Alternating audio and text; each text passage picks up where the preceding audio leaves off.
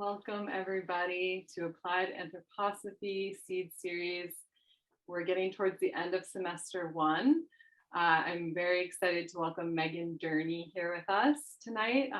We had the pleasure of hosting her last January for our first year of Applied Anthroposophy. So very happy to have her back with us.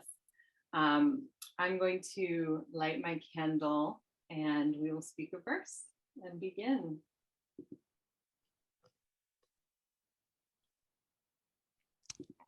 So here is a short poem by our favorite Persian poet and Sufi philosopher, who we know by his nickname Rumi. He was born in 1207. In this earth, in this soil, in this pure field, let's not plant any seeds other than seeds of compassion and love.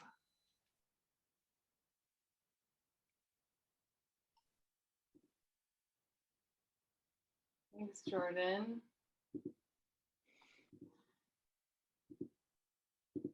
So it is my great honor to welcome Megan to be with us tonight. I've had such a pleasure to encounter Megan throughout the years. Every time I do, I feel like something of wisdom and love is pulled up in me, and I feel very inspired through our encounters. And I am so glad you'll be here with us this evening.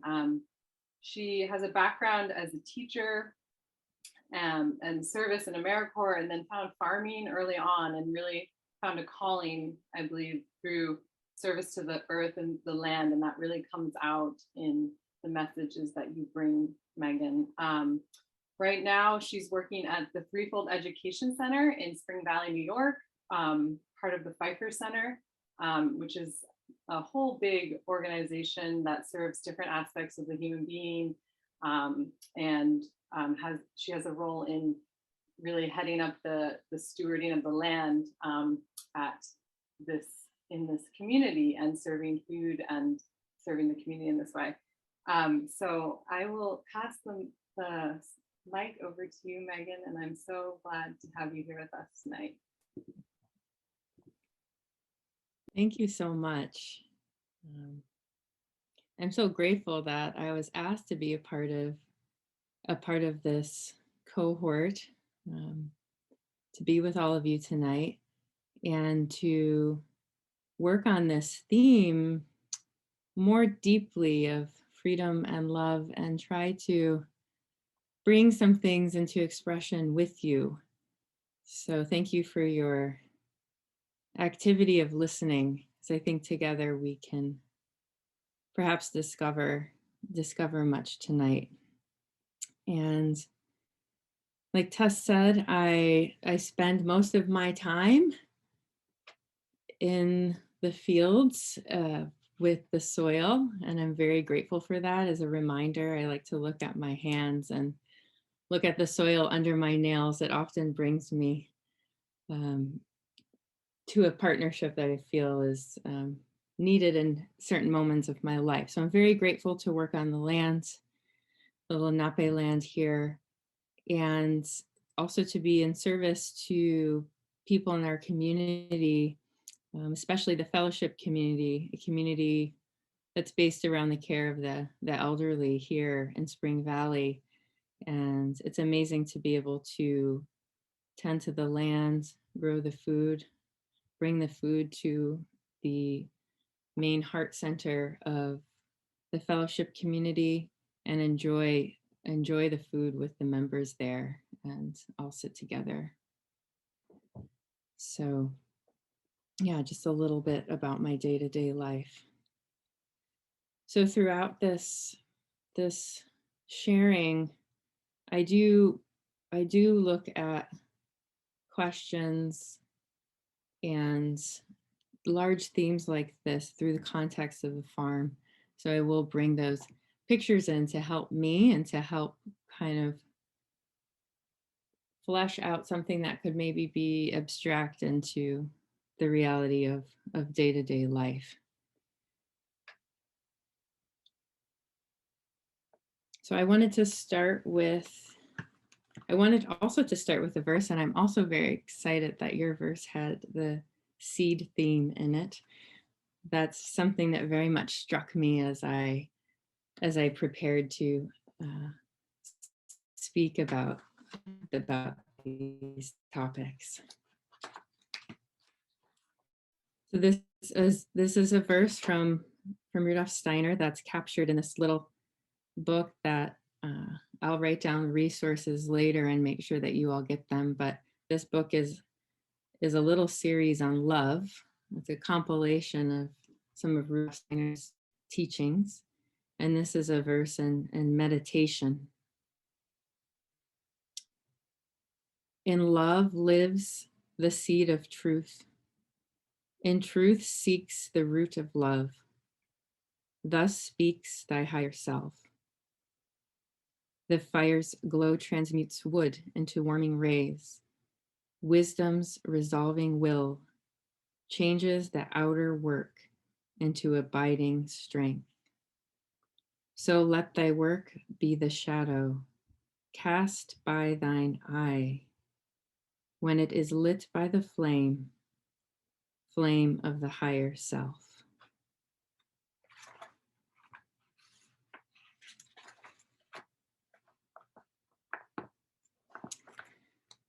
So at the beginning of this little series, this compilation on love, in the kind of the introduction, there's a little piece that's put in there that Rudolf Steiner speaks at the birth of the Free Waldorf School in September 1919.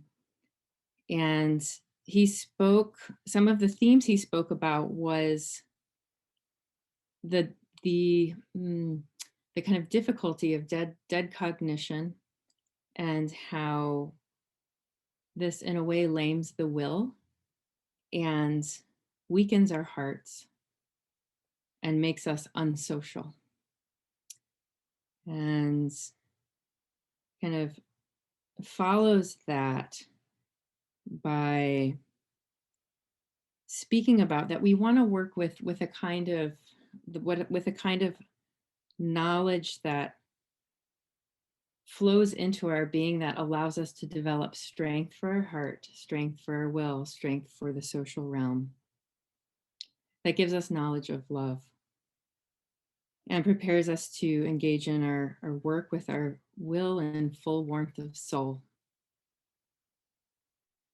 And that kind of our work kind of here in life needs to be directed at growth and development and constant evolution of the human being. These were kind of this words as this school in 1919 was kind of opened. So this was a words for teachers that he spoke about, and that was he shared at the beginning of this series on love. So as I was preparing and kind of gathering kind of the seed gatherer, right? And looking at all these beautiful gems, something that really kind of dropped in was thinking and loving our activities, their forces, their capacities, and that they can express themselves due to our pre-birth experience, the relationships there, our experiences and relationships between birth and death, and our continual relationships after death. That was just a little pinprick, and now we'll swim together a little bit, but that kind of dropped in even just yesterday as a bit of kind of an overarching kind of husk. Because as I was preparing, a lot of what came up was pictures and imaginations of the echoes of what we experience as the force of love and the force of freedom in our pre-existence, our pre-birth preparations. So I wanted to start a little bit with that, and I'm definitely all about trying to understand what it means to prepare. As in farming, it's always like you're doing something now that's based on what you already have done. Like we grew tomatoes in a certain area in our field, and that area we know we need to give a lot back because the soil actually uses quite a bit of fertility in growing these nice big plump tomatoes. So we know that, and we know that next year we want to plant spring greens in them. So we're preparing the soil now with the tomatoes in mind and with the spring planting in mind. So giving back of compost, but planting a cover crop that is going to give a lot of growth on top, but in the winter will die away, winter kill it's called, so that we can plant right in there in the early spring.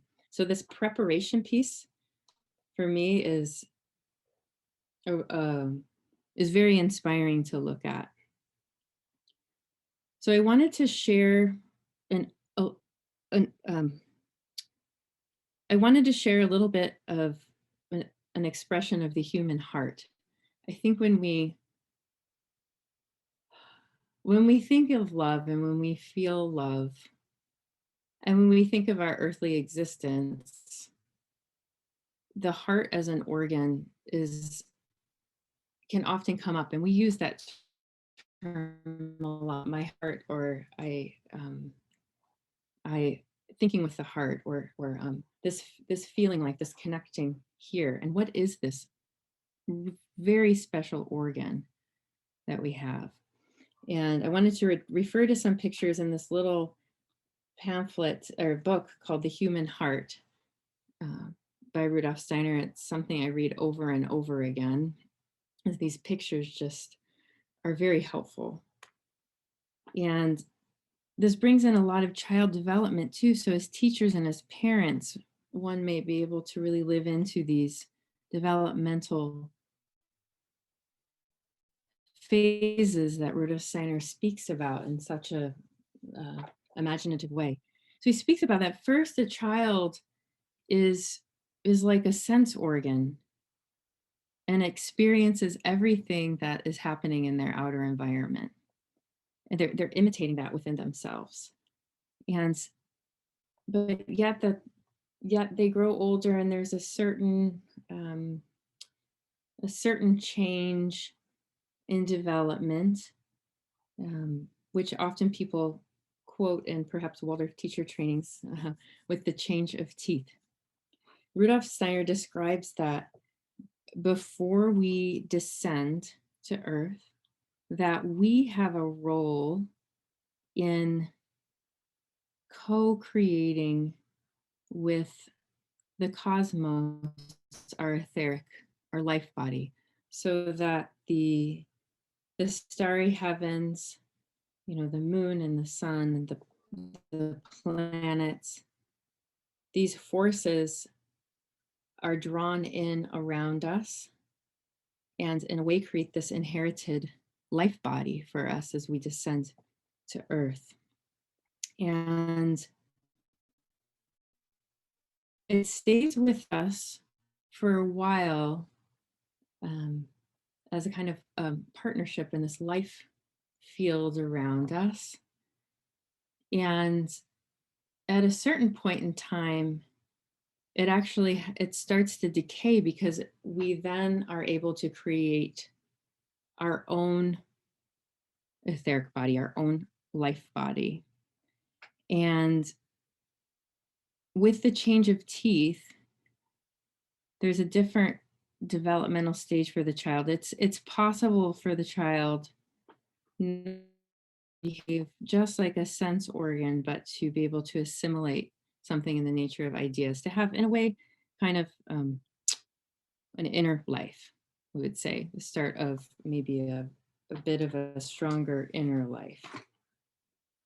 So at this time, this etheric body that we've inherited starts to decay. And this kind of, I imagine this, I always draw it out. I have this little sketch that's not really so important to share right now, but if you can imagine, or just imagine perhaps like an outline of a body with the heavens and the stars. And at the change of teeth, there's a raying in towards the center of the body, towards the realm of the heart. There's a raying in. And it's around the space of the physical heart, this faithful image of the cosmos living there. And it becomes more complete at puberty. So this inherited etheric life body becomes imprinted within the realm of the heart organ. And then we have this experience of puberty, and the activity there that Steiner speaks about is this almost this possibility for the deeds. There's a deeper experience of a consciousness for an individual child, and there's this activity within the realm of the heart again to be able to gather the deeds, the words, the activities, the thoughts of that human being. So this human activity becomes inserted around that human heart, around that activity where there's this cosmic picturing and imprinting. And there's a real meeting there that happens with karma and the universe, universal laws, the cosmos meeting in the realm of the heart. And all our deeds. So at first, as we descend, there's this gathering of the universe, this inherited universal etheric body. And as we grow older, and our consciousness becomes more internal, we're no longer sense organs just taking in our external world. There's this raying in around the heart of our new, in a way, our new life body center. And then our karma is gathered there. And Rudolf Steiner continues with this picture, like pretty quickly, that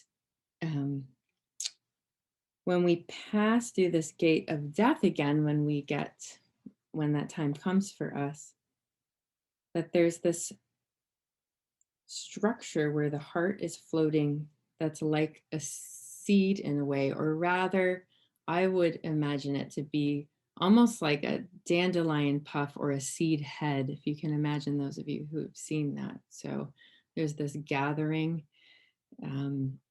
with multiple seeds. And when we pass through the gate of death, they expand widely. It's like when you blow that dandelion puff and like all the seeds fly out everywhere and plant themselves into the land. This picture I have of the seeds of our karma flying out on the spirit lands for the universe to take hold of.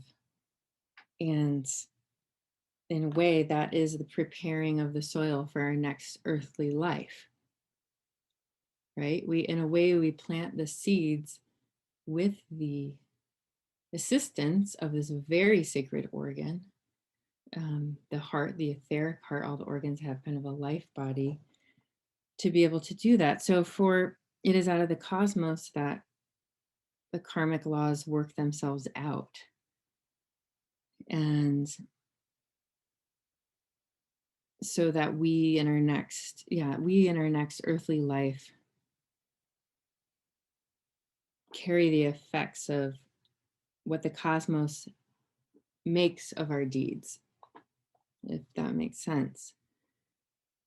So in the region of the heart, this union of the cosmos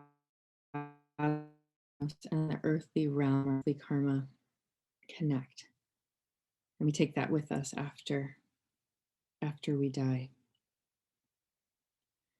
We'll speak a bit about the ego later, but he speaks a bit about the ego in this book in a little, the picture isn't totally formed, but hopefully we can get there together a little bit later this evening. But what's really a picture is this, the ego in a way living in the blood and sliding into the organs of the lung, living into the blood vessels, and moving closer and closer towards the heart, having a very strong interaction with the heart, right? So we'll explore that a little bit more later. And I wanted to share a little bit more about these preparation space. So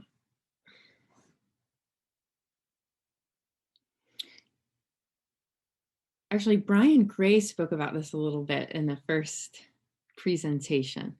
And it was like a little gem dropped in there. And he spoke about a lot of things. And it was a little gem dropped in there that when I was preparing, I was like, oh, right, this is what Brian Gray was talking about.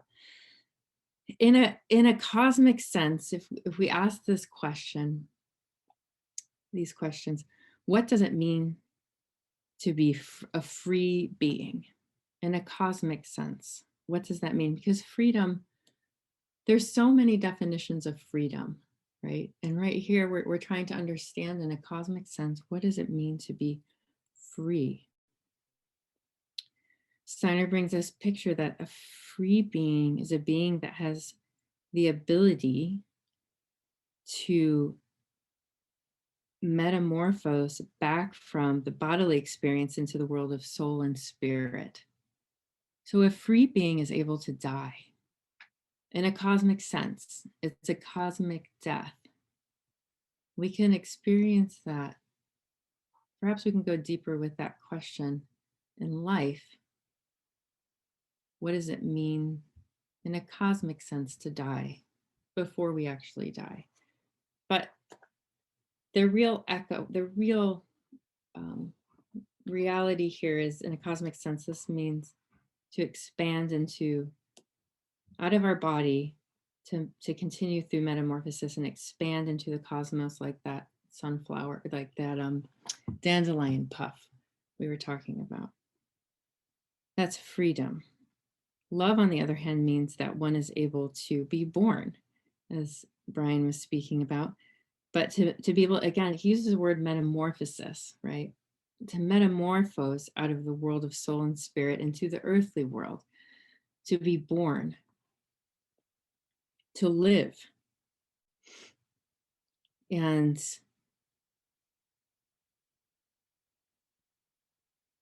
so cosmically, this has an effect on our particular bodies too. He speaks about cosmically, we develop love out of our will pre-birth by participating in a way our whole being before conception. So we participate in that preparation, that is an activity of the will before we're born. That's we're already experiencing that. And this, this virtue of love, this cosmic love, is there with us before we're born, spread out and before our birth in the macrocosm, and lives in us, imprinted as an echo. We all come with this. We all come with this. In a way, lives as a seed, right, in us in life, until there's the right environment for that seed to continue to grow. So we can become aware of our freedom because we carry something in our soul that during that we know that we will metamorphose back into the cosmos. We have this sense of freedom. We know what that is. We know what that is in the larger picture because we know death.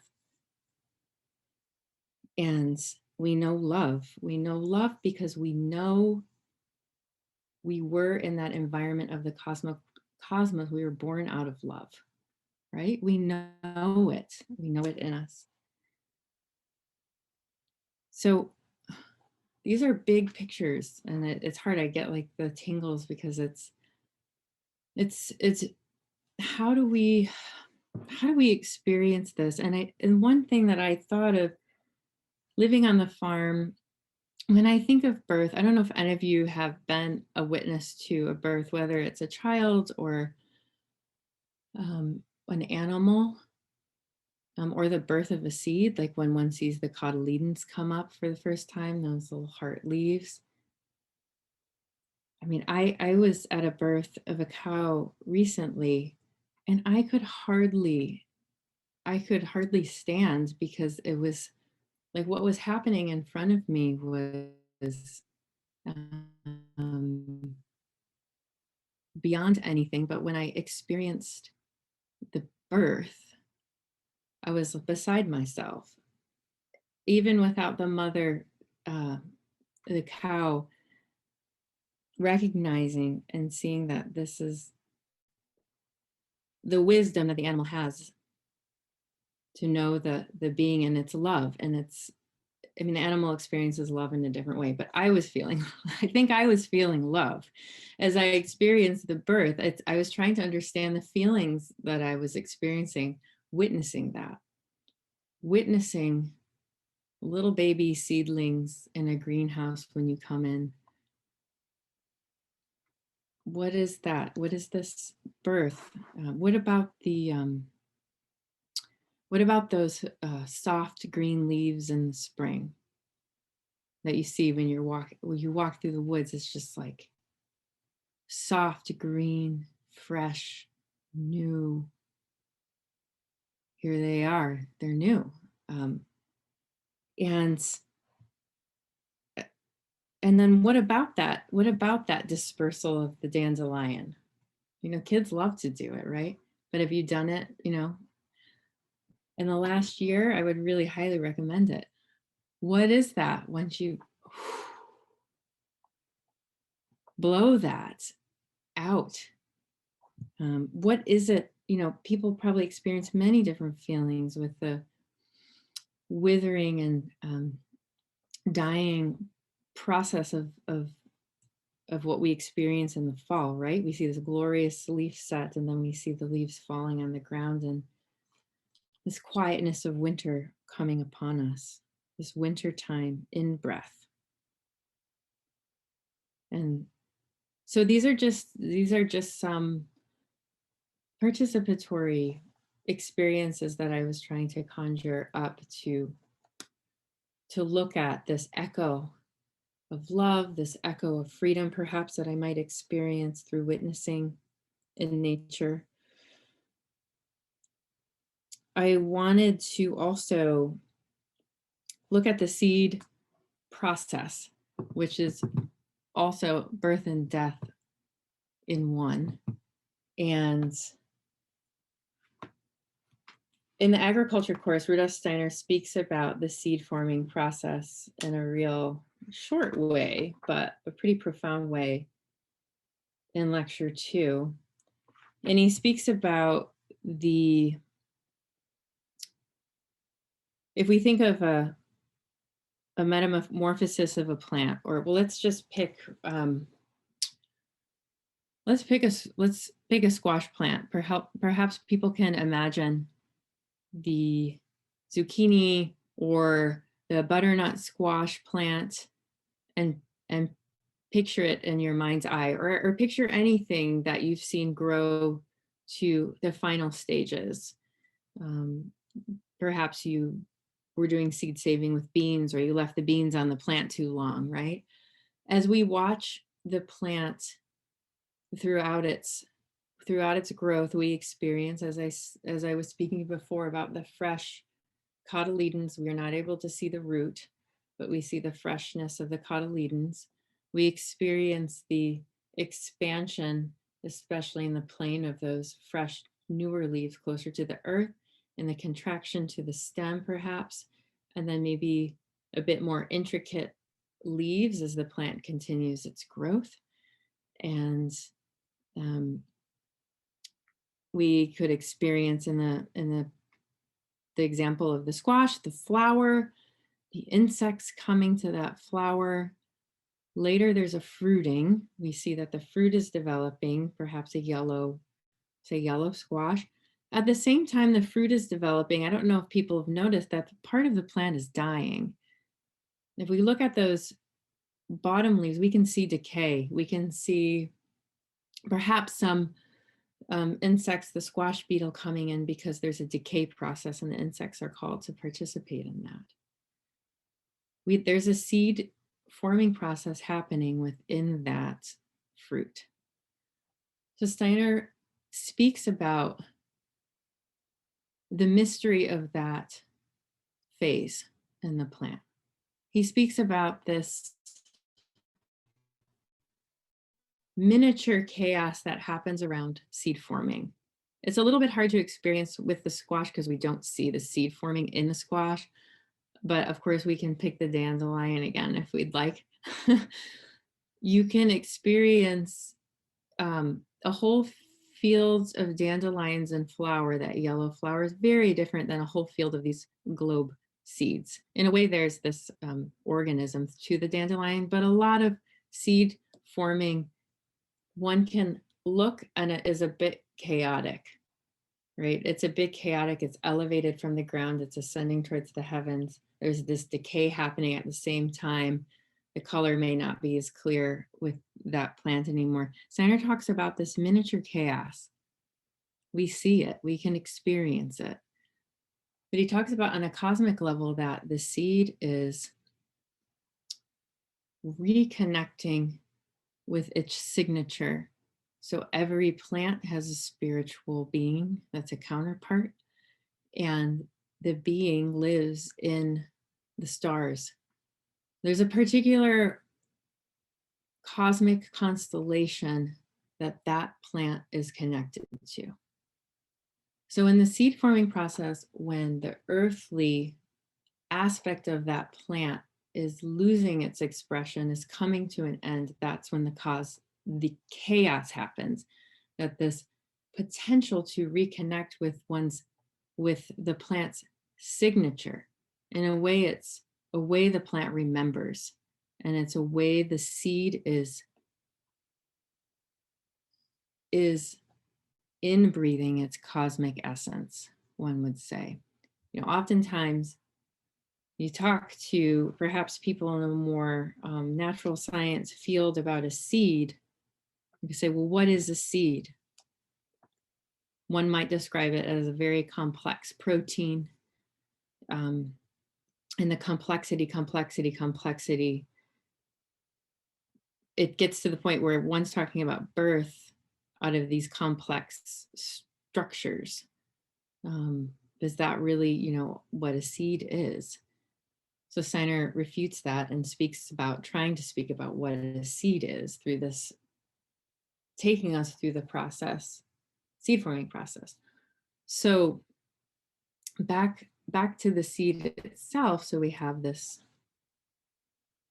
connecting to the signature, and then we have the seed. And if you've collected seeds before, and maybe you put them in a glass with a really tight lid, you'd see there's respiration, that the seed is alive, it breathes. You know, it's in a dormant state. Life is in a dormant state, but it actually respires.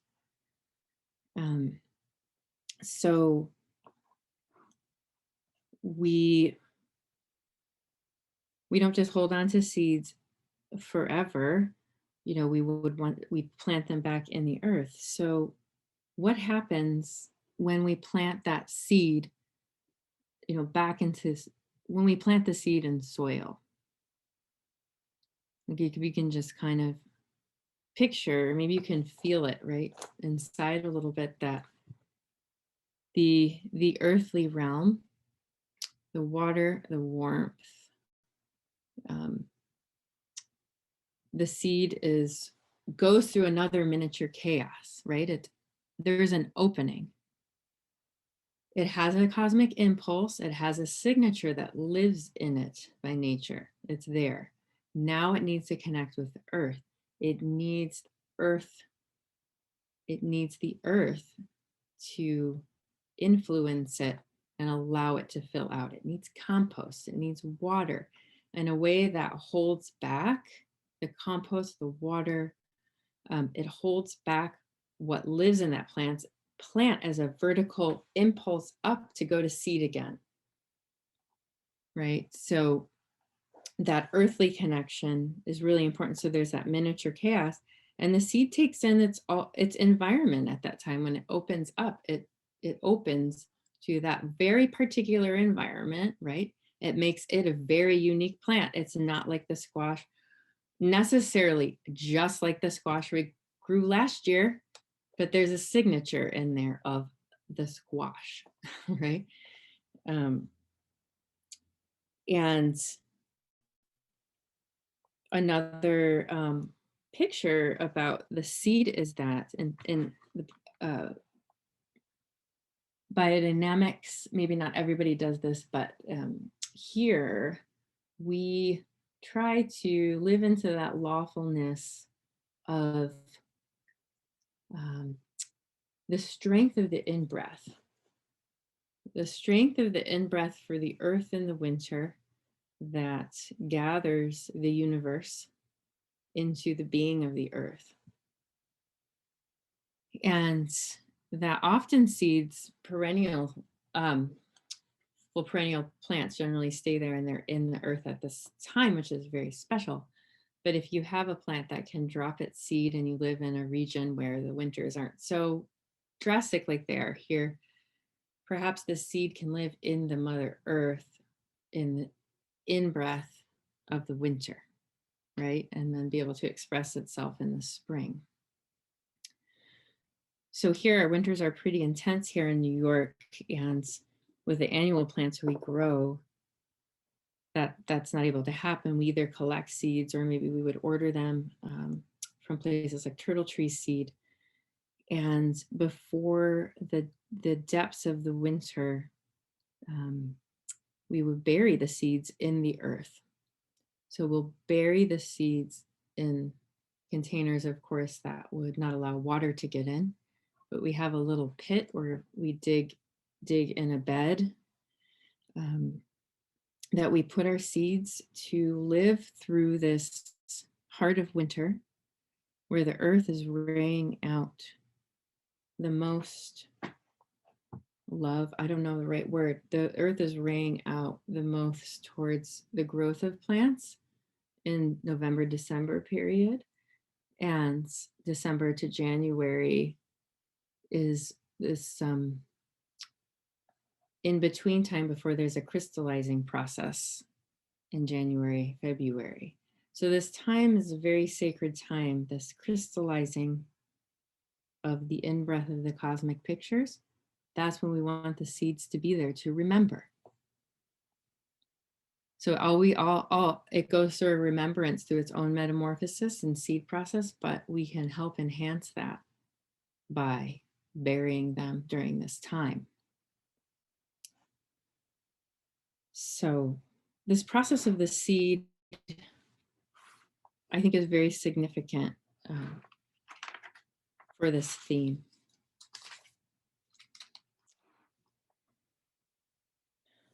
So I wanted to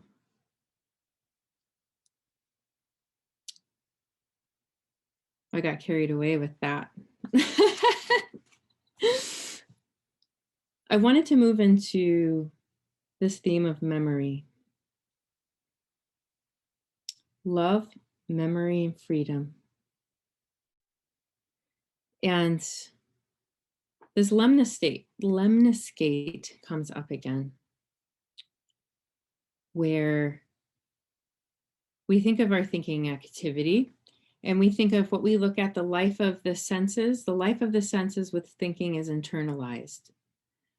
The external world is internalized through the activity of thinking. The activity of thinking.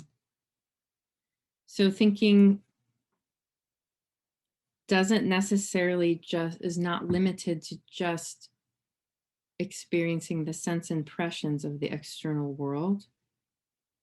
Steiner says, with one doing that, it's like looking at the backside of a person as they're walking down the street or something. Just looking at the backside, the very non-expressive side, concealed side, like the side that is kind of hard to see who the person is, right?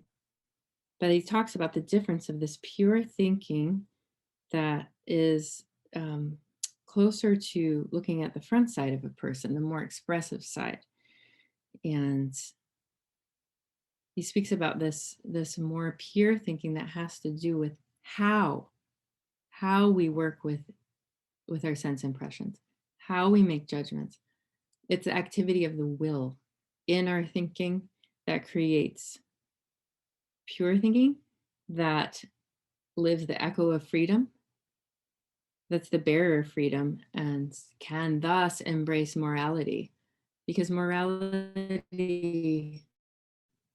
is not based on something necessarily living in the past or duties one thinks one has. It's, or the external world tells us this is a moral thing. This is something we experience in the activity of pure thinking. Rudolf Steiner speaks about this in the Philosophy of Freedom, which was mentioned more by other people, I think especially Brian and perhaps Laura Summer. And Steiner speaks about this is in Waking Life. Steiner speaks about this dream force. When we think of dreams, we can kind of think of chaos and like you wake up from a dream and you're like, what is that all about? Like, but there's an activity in this dream world that in waking life is the activity of memory, is something that's connected to memory, the power to recall, weaving of the past and the present. And yeah, memory is a very important for thinking. And I'm just looking at the time and I'm kind of rethinking a little bit of what I want to share from here. So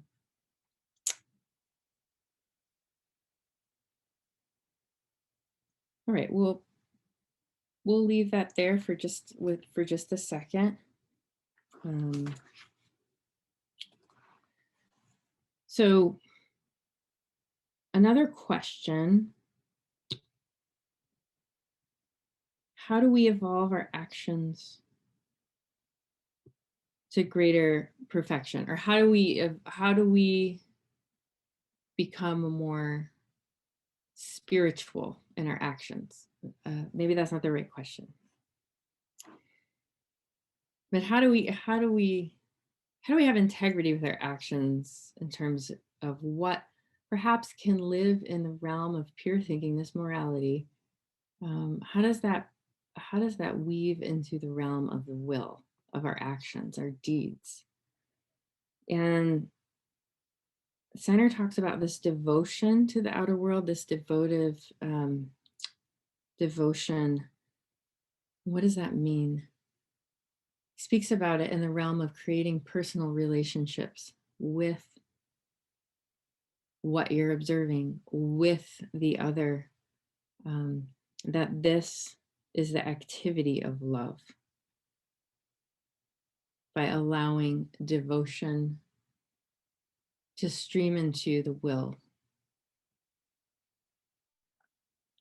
And this is really important in farming, and important probably for all of you in your work, to be aligned with the heart, to be aligned with how do my actions serve and not hurt? How do my actions continue the evolution of my partnership with the earth and this animal before me?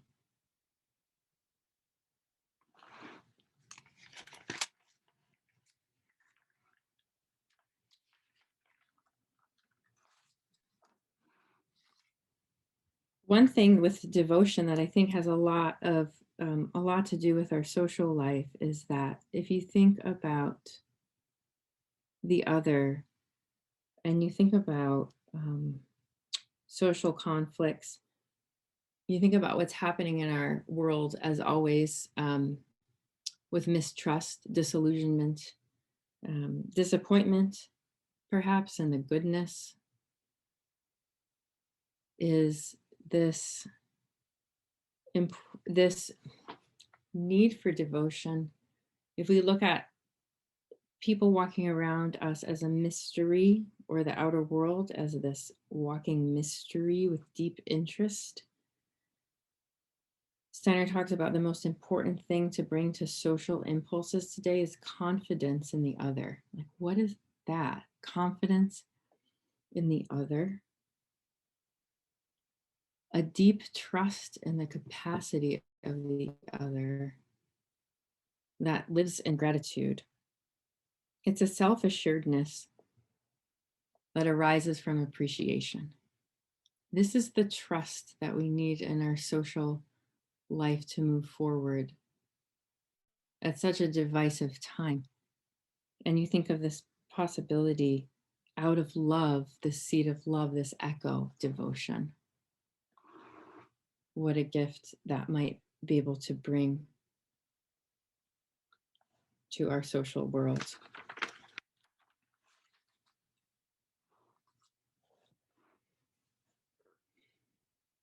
Love, memory, freedom, devotion.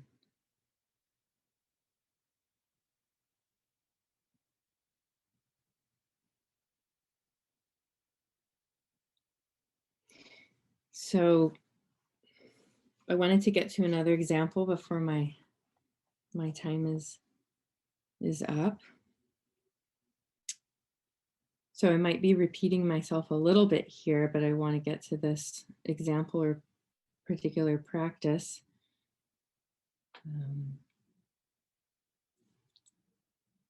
So as we said, thinking isn't simply a representation of sense pictures, but rather a force, creative force of thinking. And this morality that arises through this pure thinking, this reality of a consciousness of freedom. It's the interactivity that's the bearer of freedom that can embrace morality.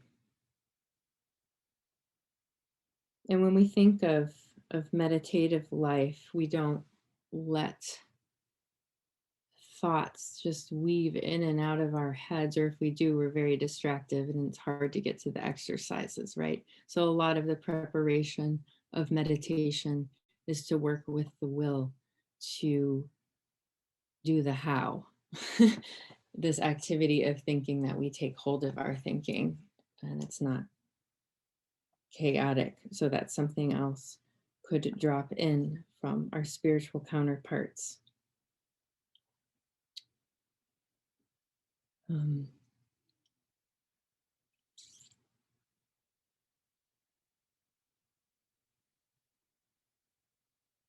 So there is There in a way is a threefold force of the soul, this freedom, memory, and love, which allows the human being to spiritualize. We spoke a little bit about the ego.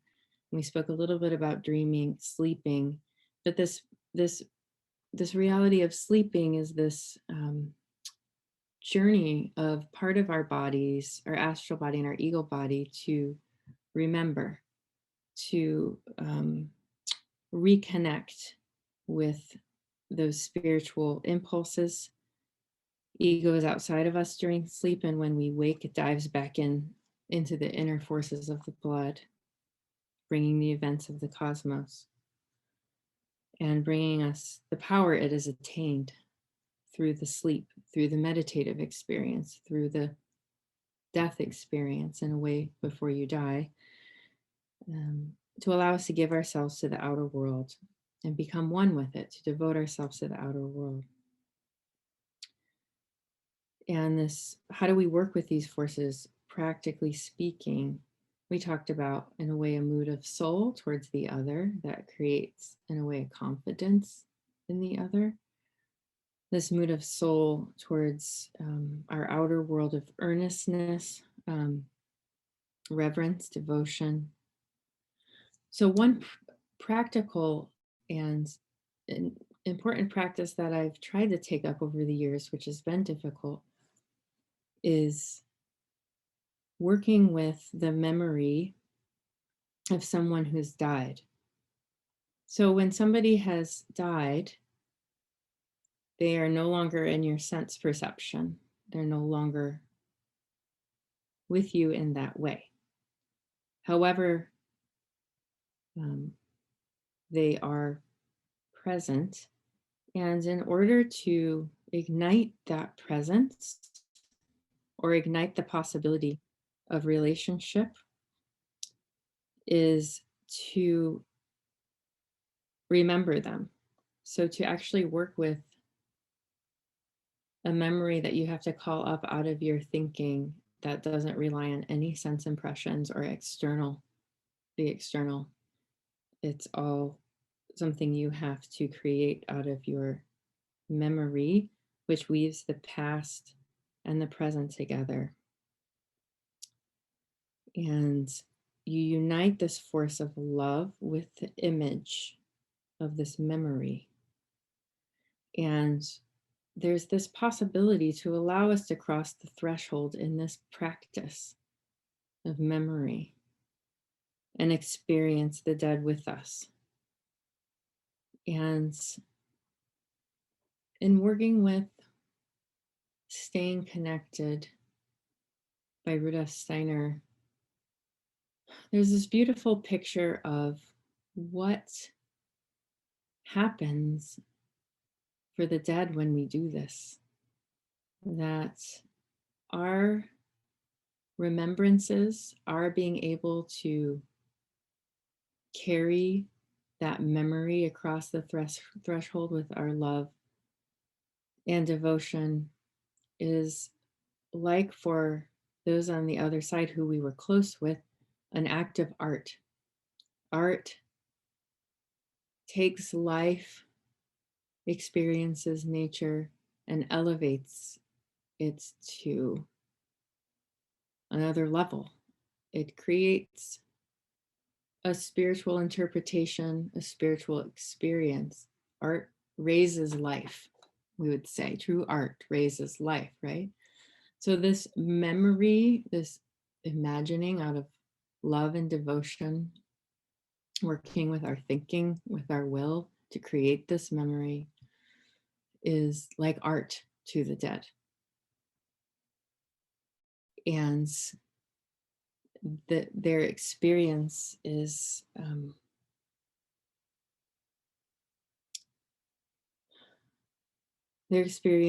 very important.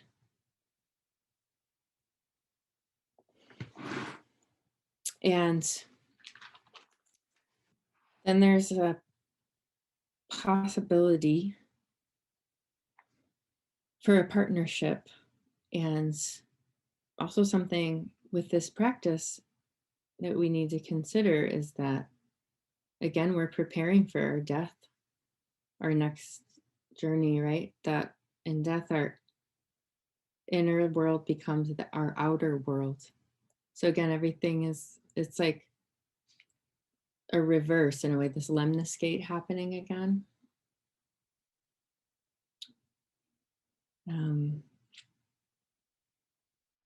So this last piece, sorry,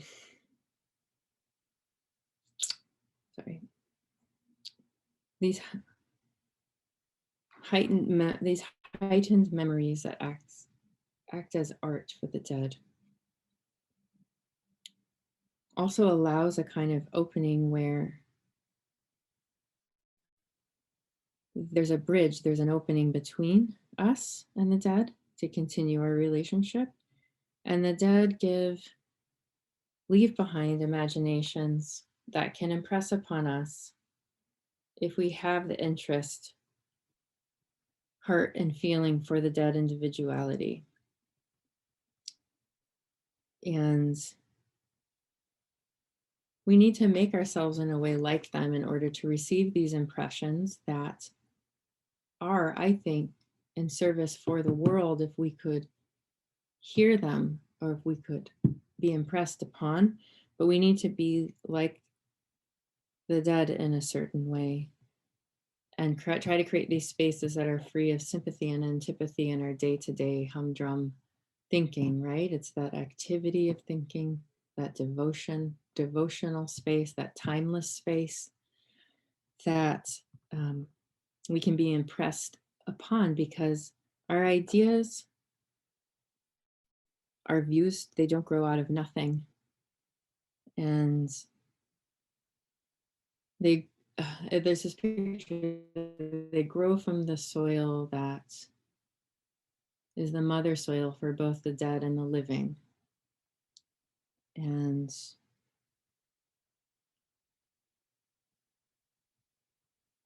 we share the same soil in a way, so that we share ideas, we share, we can actually be in partnership, and I think a lot of morality, forces for morality come from the dead. I think we have to experience moral life. It's a very individual activity. So I am going to round off a little from there and read the verse one more time.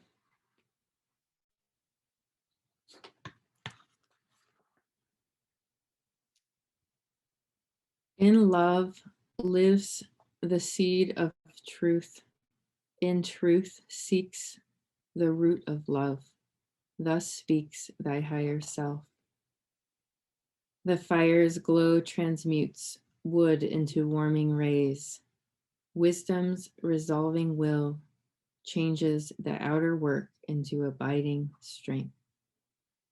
So let thy work be the shadow cast by thine eye when it is lit by the flame of the higher self.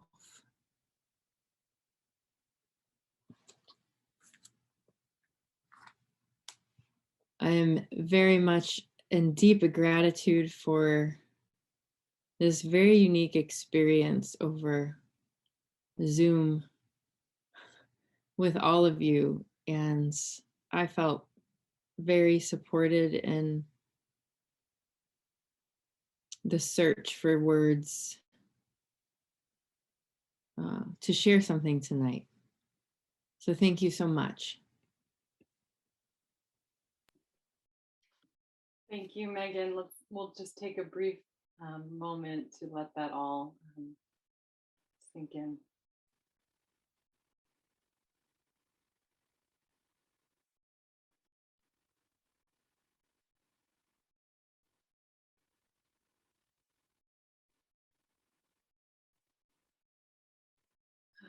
Yeah, I think we can all feel the devotion that you brought to us tonight. So I really deeply appreciate you bringing yourself here and opening up and bringing all of that through. So beautiful. I feel like there was seeds planted in all of us, and that's why we're here. You really brought that to us, and I'm so looking forward to seeing how those seeds bring their true leaves to form. There's so much in what you brought, so thank you so much. Very unique, beautiful individual. So with that, we will say good night to you, and thank you, Megan. There's lots of gratitude in the chat, and we'll be able to take a brief pause. We'll come back and have our 30 minutes together for those who can stay. And we'll be hearing from Verlin, one of our chrysalis group guides. She'll bring to us some pictures of Advent, and we'll have a little time for a group huddle there. So for now, we'll just take a brief pause, and thank you so much again, Megan.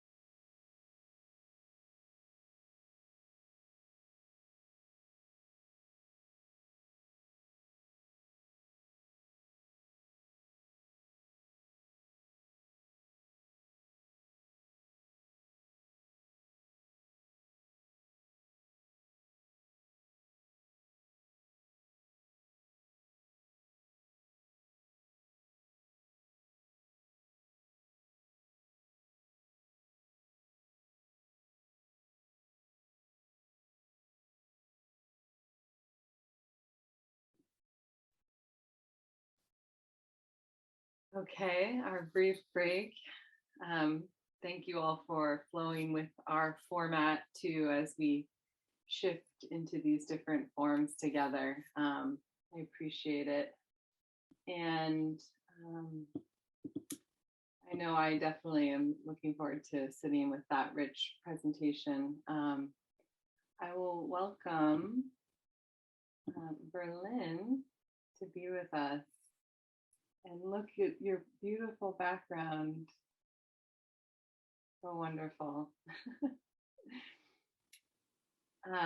So for those of you who don't know, Berlin is one of our chrysalis group guides who's been leading a chrysalis group with Jolie Hanaluba on kind of connecting to different spiritual realms and also work across the threshold and in different topics connected to that theme.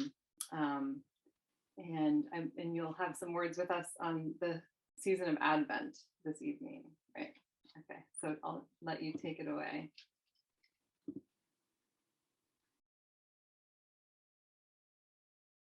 You're still mute, sorry. Oh, are you unable to? I'm so sorry. You should be able to unmute now. Oh, perfect. Thank you. Hi. Wow. I'm still really sitting with appreciation with what Megan brought. That was so powerful. I feel almost like I received as much from her tone and her feeling as I did from her words. And I was also really noticing that she was bringing up some of the same themes that I'd like to bring forward.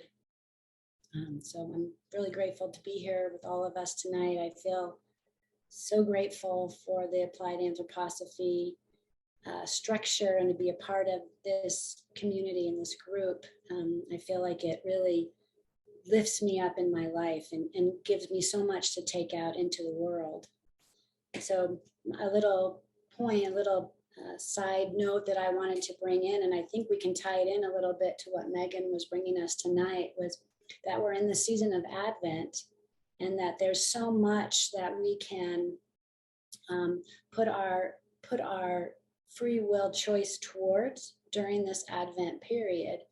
And I've been very consciously working with Advent for a couple of decades now, really just seeing how every year it brings so much to me.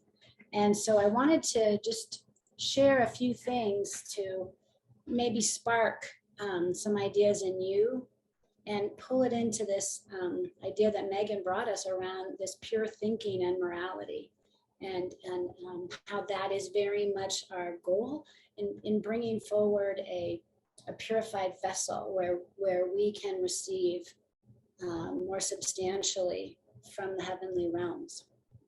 And so I'll be speaking quite a bit from this book. It's called The Cycle of the Year as a Path of Initiation, Leading to an Experience of the Christ Being. It's Sergei Prokofiev.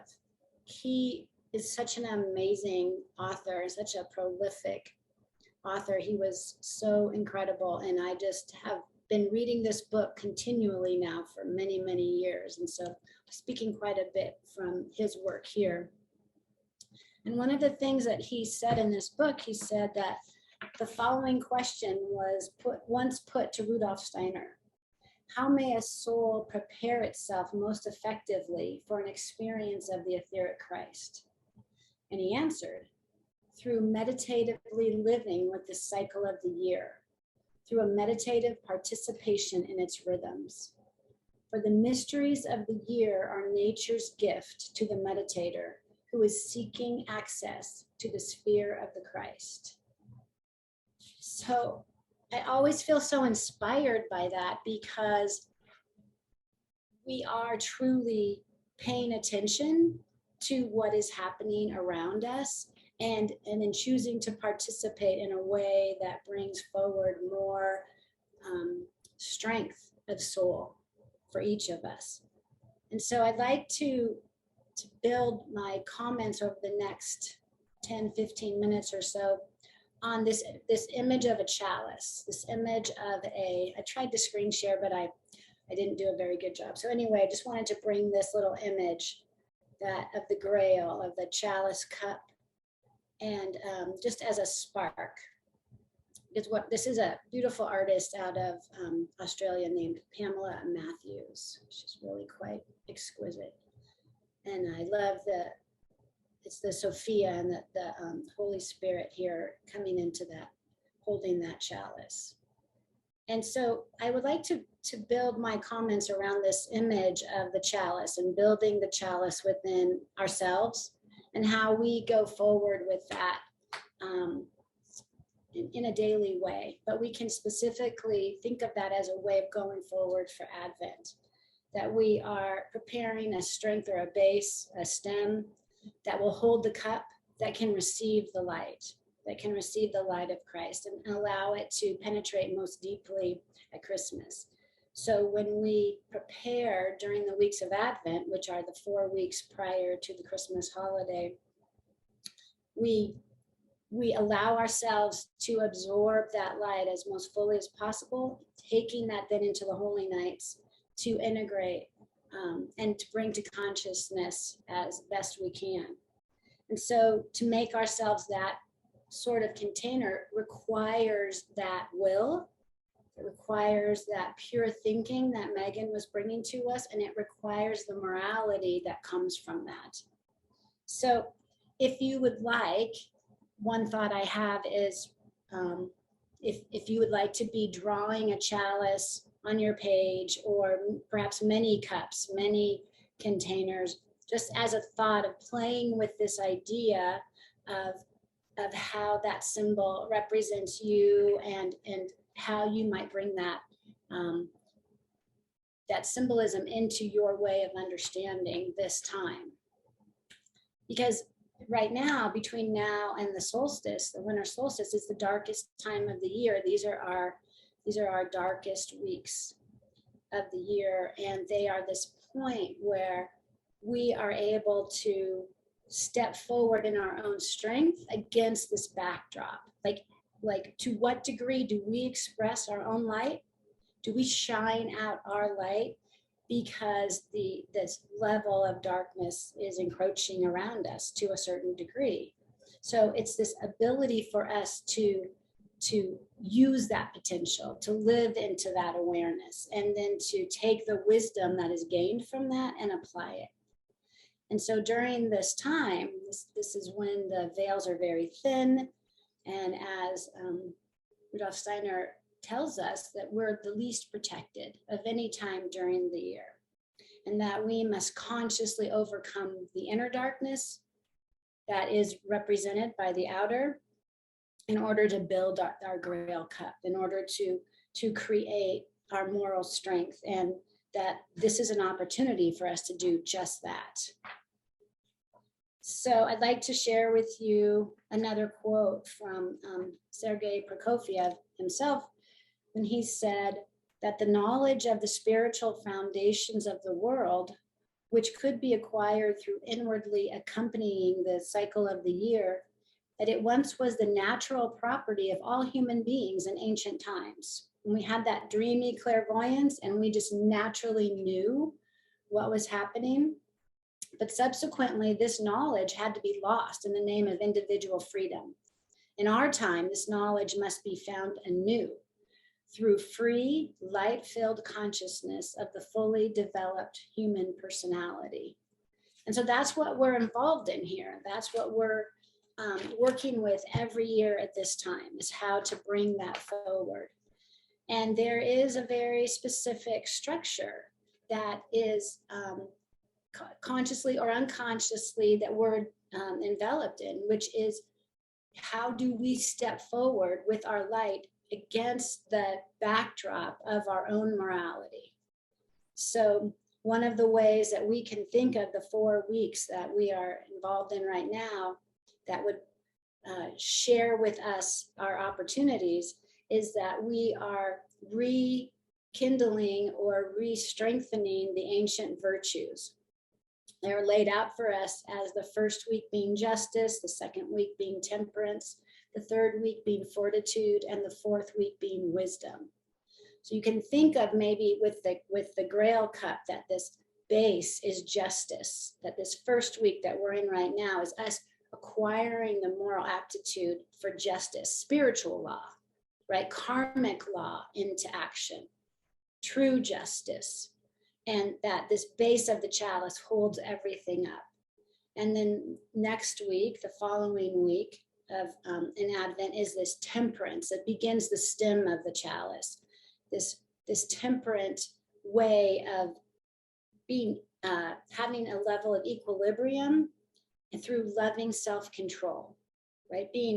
Having reflective thinking and a mature emotional focus so that we are in this stable, centered position.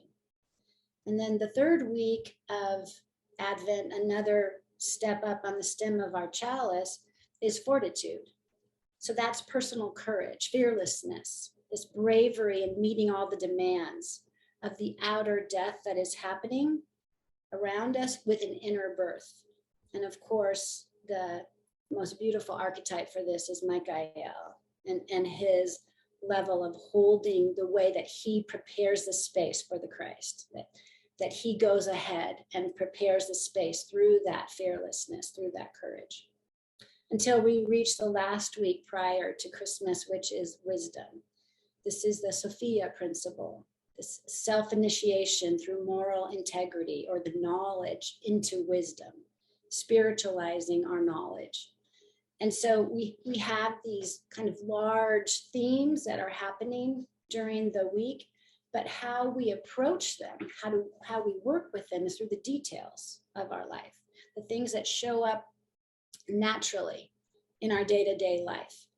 And so it's an interesting time because this time before Christmas can be quite busy, it can be hectic, it can be all-encompassing in various ways. And yet it's this amazing opportunity for us to go into a deep, inner, thoughtful contemplation of how to cleanse and purify ourselves. And so there's a possibility that exists to be easily distracted, right? But the way that we actually can approach this is how do we become more angel-like? Right? How do we lift up and know the truth of ourselves through the model that our own angels give to us? And this is quite appropriate because for each week of Advent, the hierarchies recede from our space and awareness. They literally step back a little bit, dependent upon each individual and what that individual needs and can actually handle.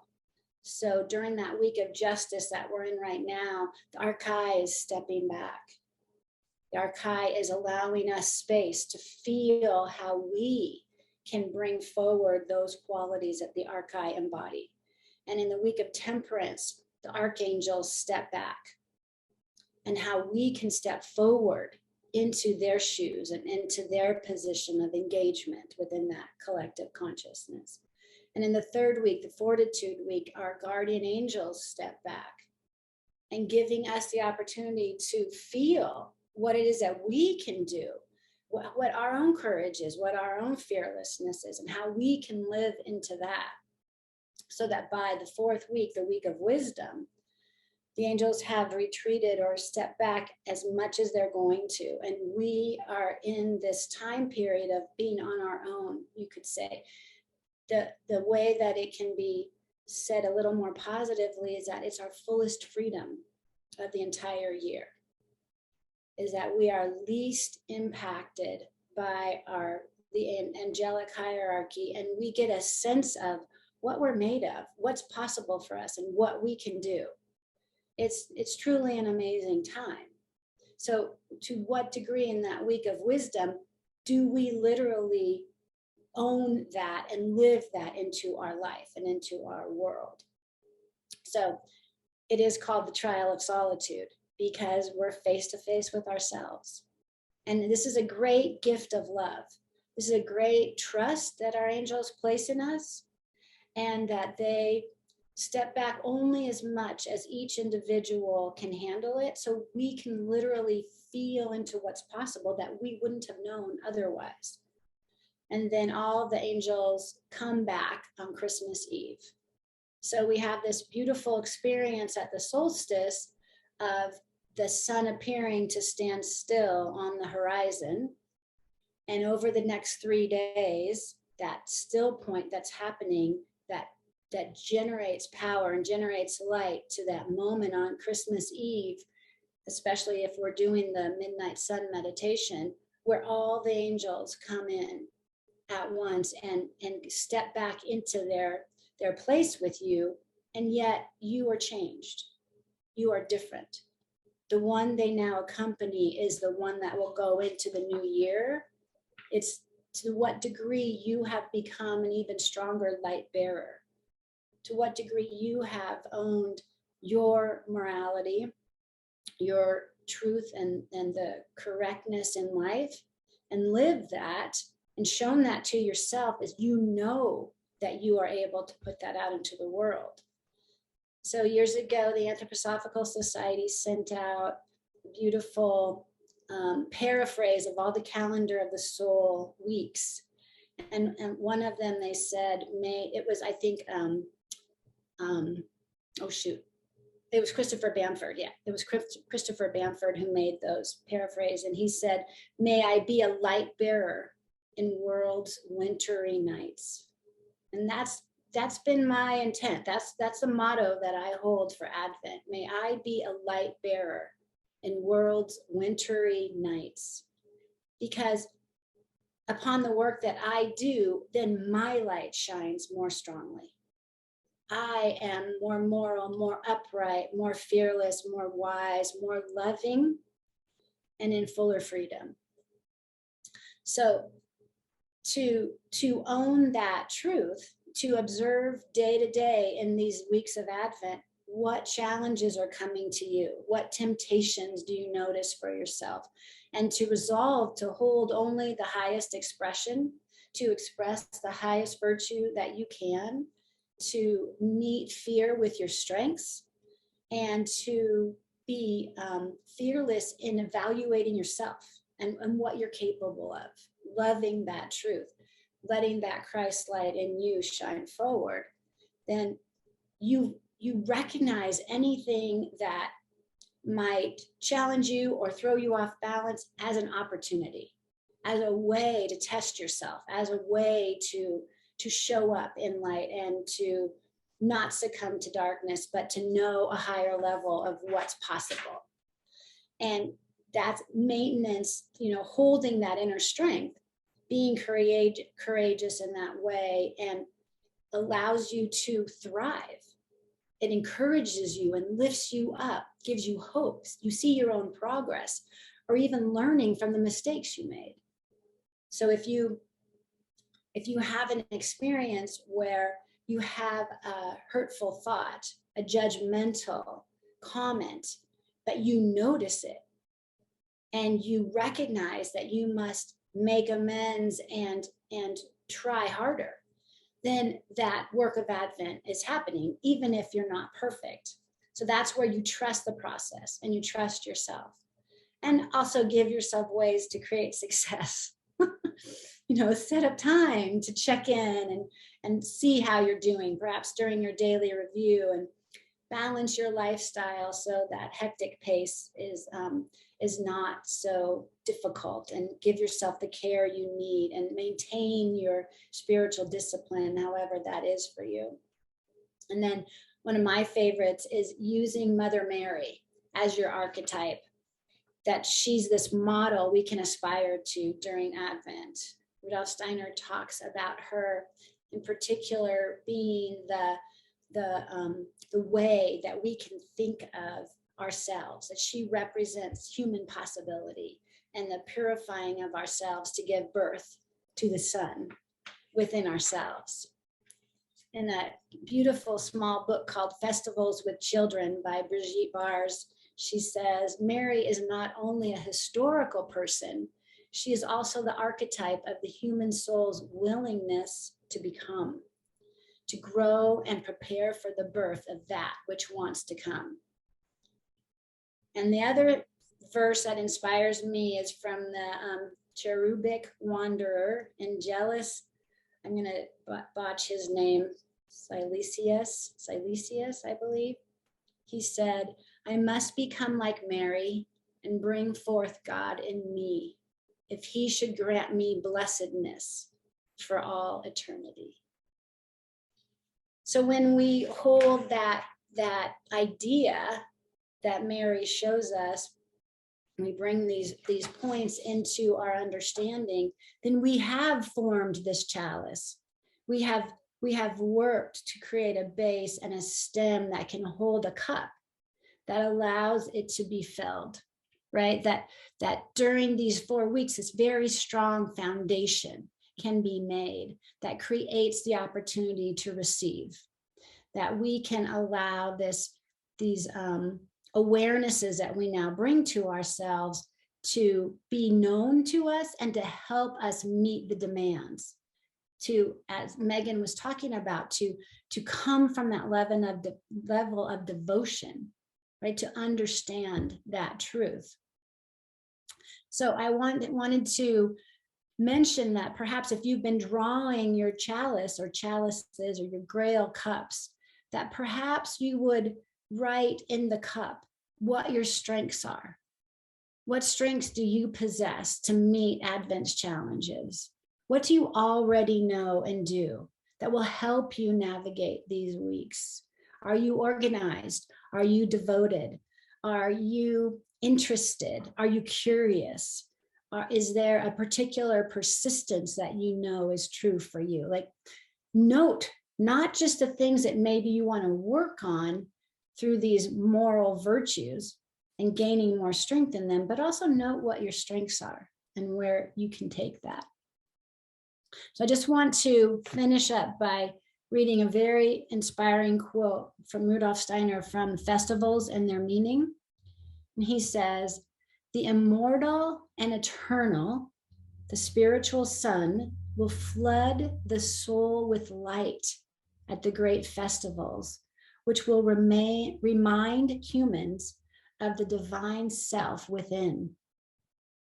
The immortal and eternal, the spiritual sun, will flood the soul with light at the great festivals, which will remind humans of the divine self within.